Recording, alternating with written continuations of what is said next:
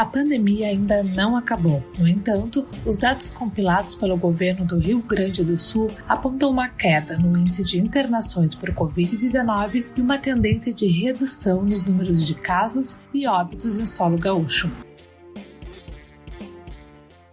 O balanço dos números da pandemia apresentados nesta quinta-feira pelo governador Eduardo Leite e pela secretária de Saúde Anita Bergman foram na contramão do que era esperado a partir de dezembro, em decorrência das possíveis aglomerações em festas de fim de ano. Enquanto estados como Amazonas, Roraima e Rio de Janeiro vivem seus momentos mais severos da crise sanitária, o estado gaúcho aproveita o momento de maior folga na ocupação hospitalar para receber pacientes realocados de fora do Rio Grande do Sul. O Direto ao Ponto desta sexta-feira vai te ajudar a entender o cenário que o Rio Grande do Sul vive hoje e de que forma ele está preparado para o enfrentamento de uma variante da SARS-CoV-2. Para isso, eu converso com o doutor e professor de epidemiologia da Universidade Federal do Rio Grande do Sul, a URGS, o Paulo Petri. Eu sou Brenda Fernandes, sejam bem-vindos.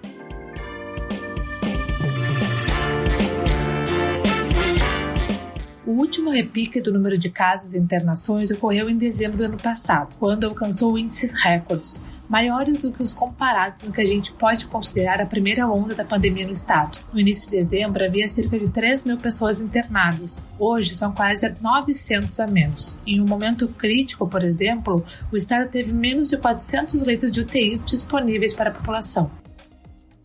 No balanço de ontem, o governo atribuiu a baixa nos índices às medidas implantadas ainda no mês de dezembro, como, por exemplo, a suspensão da congestão e a aplicação de bandeira preta no modelo de distanciamento controlado, além, claro, da contribuição da população no cumprimento de medidas de aglomerações e cuidados individuais de higiene. Ainda que anunciando uma notícia otimista, o governo pediu a permanência dos cuidados. Ouça um trecho do pronunciamento da secretária de Saúde, Anita Bergman. De fato, nós vivemos um mês de dezembro que foi assustador.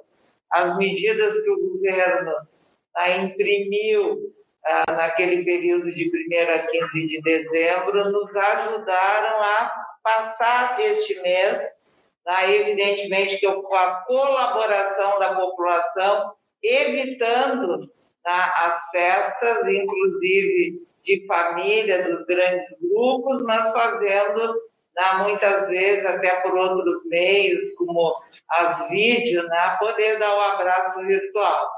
E nós, então, a partir de janeiro, fomos observando essa queda, mas ainda muito elevada se compararmos com aquele período do meio do ano passado.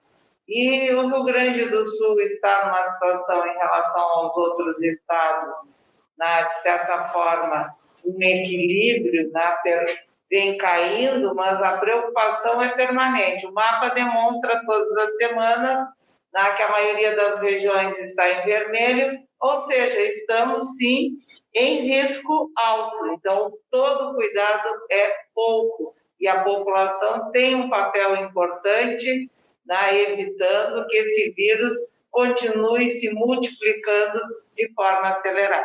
Para explicar como o Estado chegou a essa estabilização nos números e o que isso representa no enfrentamento às variantes do vírus já presente no país, eu converso com o professor e pesquisador de epidemiologia da URGS, Paulo Petri. Seja bem-vindo, Obrigado. Queria começar a nossa discussão perguntando, diferente do que se temia lá em dezembro, com as festas de final de ano, o calor, as férias, a gente temia um cenário muito diferente do que está sendo agora, assim.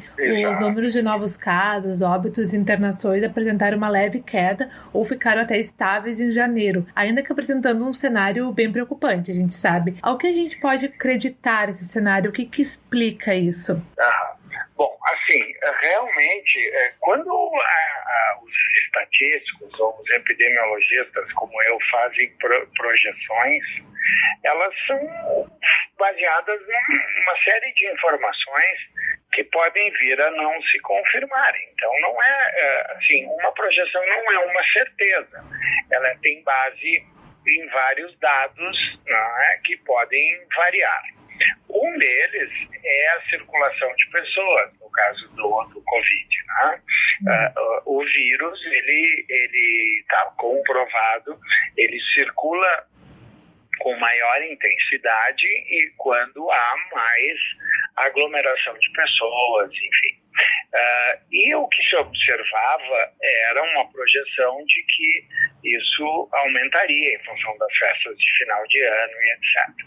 E depois, o que acontece é uma característica muito porto-alegrense, né?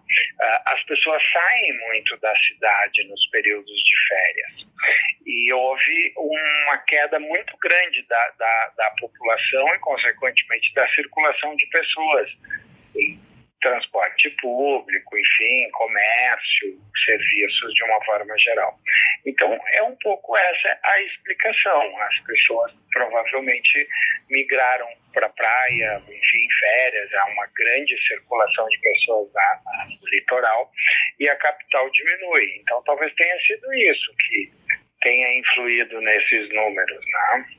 Uhum. Então, também a retirada dessa circulação, a redução da mobilidade até mesmo no comércio, transporte público, isso tudo contribui. Isso, sem dúvida. A redução da mobilidade está diretamente ligada à circulação do vírus, né? Ou seja, quanto mais mobilidade, mais circula vírus. E quanto diminui a circulação do vírus. Então, isso tem uma ligação comprovadamente. A gente chama de correlação, né, em epidemiologia. Há uma correlação. Se diminui a circulação de pessoas, a mobilidade, diminui a proliferação do vírus. E quando essas pessoas voltarem, voltarem a se reunir tudo em Porto Alegre, região metropolitana, quem tá pensando? A gente tem medo, né? E as projeções mostram que ao retomar a vida normal da cidade, com as pessoas retornando e aumentando essa população, certamente vai haver um aumento da circulação do vírus. Uhum. Professor, a gente percebe agora uma forma de organização assim, da pandemia, digamos, lá no início, em 2020, a pandemia começou pelos estados mais ao norte e foi descendo, né? E agora a gente vê que estados do norte, como Amazonas, Acre, eles vivem um pior momento, assim, da crise sanitária. E agora a gente já está percebendo também que esses números deles voltam a ficar altos no Rio de Janeiro e provavelmente vão chegar no Rio Grande do Sul, né? Eu queria te perguntar o que se explica essa tendência que começa lá em cima e vai descendo e o quanto o Rio Grande do Sul está preparado agora, o que pode ser diferente caso a gente pense numa nova onda, também tem a questão da nova variante, né? Como é que a gente pode se preparar ainda, como é que isso vai chegar aqui e quais são esses efeitos, se chega mais forte ou não agora? Sim, Brenda, é interessante esse tema, pegaste um ponto importante. Eu até fiz um artigo, saiu no jornal Zero Hora, sobre a rota do vírus, né? Eu fiz uma metáfora com a nova rota da seda, né? Que a seda era uma especiaria que veio do Oriente, né? Ele veio para a Europa e, enfim, se difundiu no mundo. E o vírus, o SARS-CoV-2, tem um roteiro muito similar, né? Ele veio do Oriente, da China, né? Se espalhou pela Europa e veio para o Brasil. Ele veio de avião e ele veio especialmente, num primeiro momento, para São Paulo e Rio, né? Que são os aeroportos internacionais de maior fluxo. E também Manaus, em função da Zona Franca, né, de receber muitos homens de negócio, né, pessoas da China, enfim, de outros países. E teve também, se tu lembra, próprio Fortaleza, né, o Ceará teve também alguns picos, em função da circulação de turismo, né, carnaval, depois final de fevereiro houve o carnaval, que a gente hoje sabe que o vírus já andava circulando, embora o primeiro caso tenha sido notificado em março. Bom, hoje, só para teres uma ideia, eu tenho alguns dados, eu não gosto de ficar falando em número, porque eu acho que cansa as pessoas. Mas dá uma noção também, né? Orienta. Situar, né? Claro. A taxa de mortalidade a cada 100 mil habitantes, que daí se usa esse número para neutralizar o tamanho da população, né? A cada 100 mil habitantes, a taxa de mortalidade no Amazonas, né, no estado do Amazonas, é 185. No Rio de Janeiro é 170. E no Rio Grande do Sul é 92. Né? Mortes por 100 mil habitantes. Então, assim, Manaus é praticamente o dobro. E aí, essas taxas de mortalidade, elas também refletem a capacidade de o sistema de saúde dar conta de atender as pessoas, né? A gente viu que Manaus é um problema aí de falta de oxigênio e etc., né, insumos de suporte. Então, especificamente, assim, a tua pergunta, o Rio Grande do Sul, ele está bem equipado em quantidade de leitos, né? Nós, desde o início da pandemia, lá em março de 20, quando começou aqui fortemente, nós ampliamos o número de leitos no estado. Então, aconteceram medidas muito positivas, tanto por parte da Prefeitura de Porto Alegre, quanto por parte do governo do estado. Eu não estou falando de política, né? Estou falando de medidas, né? Elas foram muito positivas. O estado e o município se prepararam bem. E aí, tem outra coisa também, que é a qualidade da atenção que se presta aqui, né? Nós temos hoje, por exemplo, se você comparar hospitais públicos e SUS, como os hospitais de referência, que é o Hospital de Clínicas da Universidade e o Hospital Conceição e a própria Santa Casa, as taxas de cura e de mortalidade são as mesmas do Hospital Moinhos de Vento, do Hospital Mãe de Deus, que são os hospitais privados assim, de melhor nível, né? Então, isso mostra que nós temos uma rede de atenção muito qualificada também. O pessoal que a gente chama de a linha de frente, né? Desde os técnicos de enfermagem, enfermeiros, fisioterapeutas, nutricionistas, médicos, intensivistas, enfim, eu estou falando de toda a equipe, né? Elas são equipes muito qualificadas. Isso reflete na mortalidade, né? Ou seja, nós temos uma proteção maior do que, por exemplo, o estado do Amazonas.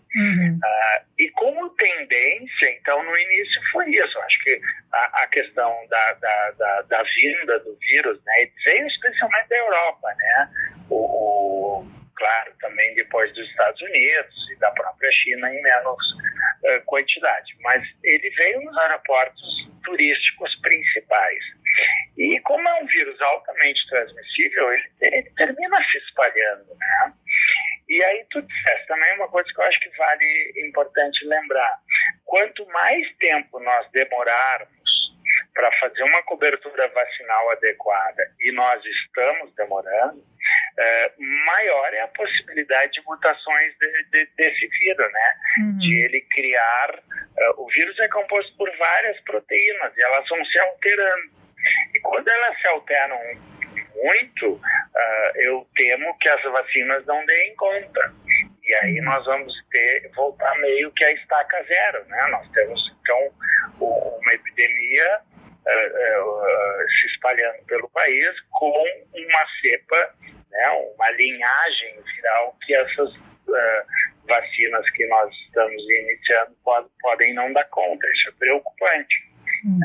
Então, aí é outra vez a importância da campanha vacinal ser mais célere, mais ágil, né? Abranger mais gente. Sim, e pensando nesse cenário, professor, paralelo à vacina, nossos protocolos de cuidados, tanto individuais como coletivos, eles seriam reproduzidos os mesmos? Ou teria que pensar em outros protocolos, outras formas, outras máscaras? Como é que isso afetaria essa... Não, os protocolos são os mesmos, Brenda. A gente diz que para o Covid nós não temos nenhuma medida farmacológica. Né? Ou seja, esses kits que a própria Prefeitura de Porto Alegre pensa em adotar, que o governo federal recomenda, eles não têm nenhum significado científico, zero. É uma perda de tempo e um gasto desnecessário.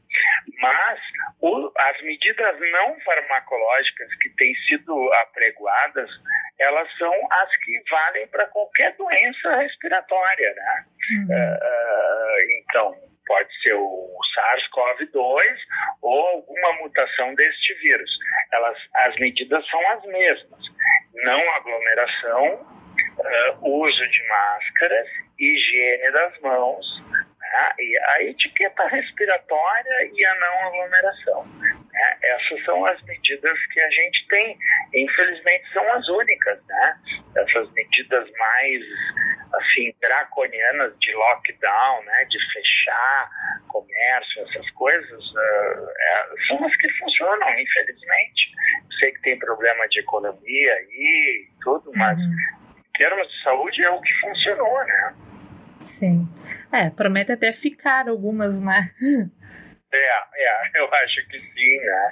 A gente, quando viajava, tu deve ter visto os orientais com máscaras, a gente achava aquilo muito estranho, né? Sim. Porque eles sempre usaram para qualquer infecção respiratória. E hoje é uma medida que veio para ficar, né? Porque pelo menos enquanto nós não eliminarmos esse vírus, ou que ele esteja praticamente zerado com as vacinas, a imunidade coletiva, enfim, essas medidas elas precisam continuar sendo tomadas. Sim.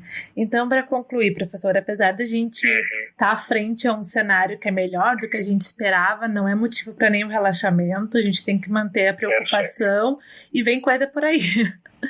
Perfeito, Brenda. Eu acho que isso é muito importante a gente salientar, porque nós estamos numa fase que a gente chama de estabilidade, correto? Ou seja, não houve um aumento muito exagerado, se mantém estável, mas essa estabilidade ainda é alta. Ainda é alta. Nós temos um número de casos diários ainda em patamares elevados. O número de internações, o número de mortes, o fato de dizer que está estabilizado não quer dizer que terminou. Ao contrário, se estabilizou num patamar alto. Né? Nós temos no Brasil ainda mais de 1.000 mortes todos os dias. Isso é inaceitável. Né? O Direto ao Ponto fica por aqui. A apresentação deste episódio é de Brenda Fernandes e a edição de Pedro Bastos. Até a próxima!